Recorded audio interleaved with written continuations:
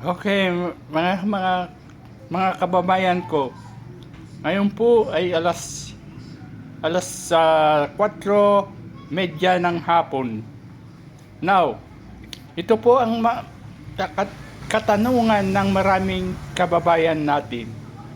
Bakit maraming mga senador na ganun ang mga ugali? Hindi nila iniisip ang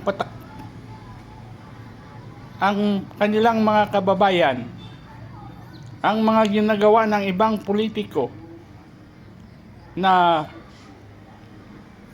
instead na tutulong sila pa ang nagpapahirap sa ating bayan. Kinukuha nila ang kayamanan ng ating bayan.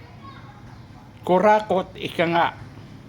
Kaya mga kababayan ko, sana pag-isipan natin kung ano talaga ang dapat nating gawin sa mga nakakataas na pinuno ng ating bayan na akala mo kung sino. Hindi nila iniisip yung kanilang mga kasalanan sa atin mga Pilipino. So, ano ba ang inyong masasabi? Tama ba na i-impeach natin ang pangalawang Pangulo? O pabayaan na lang natin? Kung sa akin, dapat harapin niya ang bayan. Harapin niya ang magtanong kung ano ang kanyang ginawa sa mga ating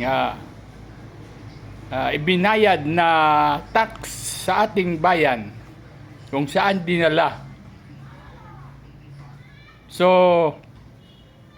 hanggang sa muli mga kababayan, hihintayin natin ang araw na paglilitis.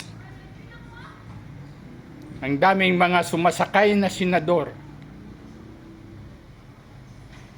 Akala nila maganda yung kanilang ginagawa. So, hanggang dito na lamang. At sa susunod, aking tatalakayin ang napaka-importanting bagay sa ating bayan. Mga kababayan, ako po ay nagpapaalam na at magandang hapon po sa lahat. Salamat po.